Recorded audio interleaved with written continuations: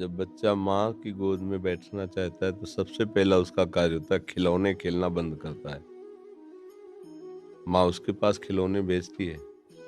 जितना वो माँ की तरफ बढ़ने की कोशिश करेगा, माँ कार्यरत है तो उसे खिलौना भेजेगी, दे दो ये सब।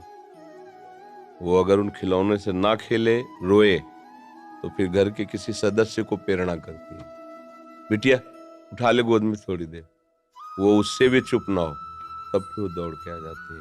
भाव, पहले हमको इन भोगों का त्याग करना होगा जिन भोगों में हम खेल रहे हैं। फिर हमारी अनुकूल मांगे हमारे सामने आएंगी, माँ से ना मिलने के लिए बाधा बनकर। हम उन मांगों को भी जो सोचा था, चाहा था, वो मिले, पर हम उसे स्वीकार न करें और रोते ही रहें, तो फिर माँ नहीं रुक सकती। वो तो वात्सल्य में कुपुत्रो जायते क्वचिदपि कुमातानुभव। फिर वो आकर के साक्षात, पहले हमारी सामर्थ्य तो होनी चाहिए, माँ के दर्शन हो। हमारी माँ कोई प्राकृतिक माँ है क्या? आद्या शक्ति अनंत महामहिम है। वो ऐसी थोड़ी कि प्राकृतिक नेत्रों से ऐसे जैसे अपनी अम्मा को ऐसे देख लेते, ऐसे वो केवल तुम्हारी माँ थोड़ी, जगत माता है और वो आद्या शक्ति है, ईश्वरी है। कोई ऐसे थोड़ी कि ऐसे देख लोगे।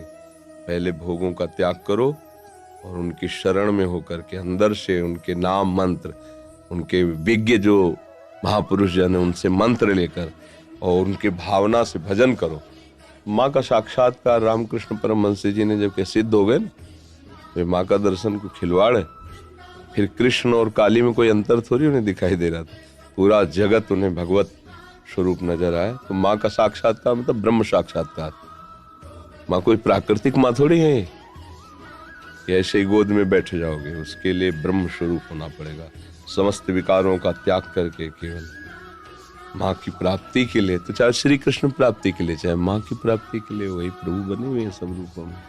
तो जितना सत्संग है सब उन्हीं की प्राप्ति के लिए है। आप पहले तो विकारों से बचिए, ब्रह्मचर्य का पालन कीजिए, खूब नाम जप कीजिए और लक्ष्य बनाइए कि देवी जो सर्वभूतों में व्याप्त शक्ति है, मैं उसका अनुभव करना चाहता हूँ। वो आ जाएंगी, कृपालु हैं, कृपा करके दर्शन दे। देवी प्रपन्नार्ति हरे प्रसीद, प्रसीद मातर जगतो खिलस्य, प्रसीद विश्वेश्वरी पाहि विश्वम, त्वमीश्वरी देवी चरा चरस्य।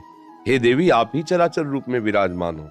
आ गई ना सिद्धांत, सर्वम खलविदम ब्रह्म वासुदेवा सर्वम, आ गया ना। एक ही बात है, वो तत्व एक ही है, चाहे उसे माँ कहो चाहे पिता कहो, चाहे दोस्त कहो चाहे प्रीतम कहो। वही सखा है, वही प्रीतम है, वही माँ है।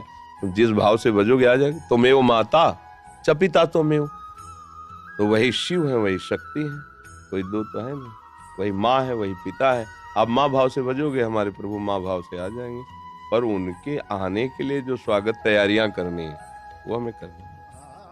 हमारे हृदय में जो अभी कूड़ा करकट वासनाएं हैं हटानी पड़ेगी। तुम नाम जप करे और भाव से चले तो तुम्हारी बुद्धि में ही प्रकाशित हो जाएंगी। या देवी सर्वभूतेषु बुद्धि रूपेण संस्थिता नमस्तस्यै नमस्तस्यै नमस्तस्यै नमो नमः। विराजमान हो जाएंगे बुद्धि में। देख मैं आ गई।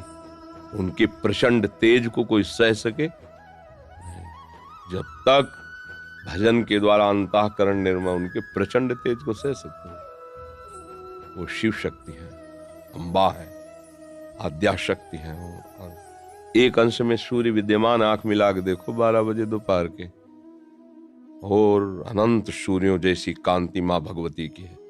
महाबलशाली, त्रिभुवन में कोई पैदा नहीं हुआ कि अपने रूप स्वरूप में आ जाए, उनसे आंख मिला ले कोई। भगवान शंकर भी चरणों में लौट गए नहीं लौट गए। तो ये बात ध्यान रखना कि ये माँ कोई ऐसी माँ नहीं है प्राकृतिक, ये आद्या शक्ति चिदानंद माँ है। ये ऐसे थोड़ी सी चुनरी और नारियल चढ़ाने से तुम्हारी कामनाओं की तो पूर्ति कर देगी, लेकिन साक्षात्कार होने के लिए फिर अपना अस्तित्व मिटाना होगा, अपने अस्तित्व का बलिदान करना होगा। अस्तित्व का बलिदान, पूर्ण समर्पण और उन्हीं का केवल चिंतन, आ जाएंगे। क्योंकि वही है, दूसरा कोई है नहीं। हमारी दृष्टि में सब एक ही परमात्मा है। उसे किसी भी नाम रूप से आप पूज कर प्राप्त कर लो, वही है, दूसरा कोई है नहीं। समझ गए?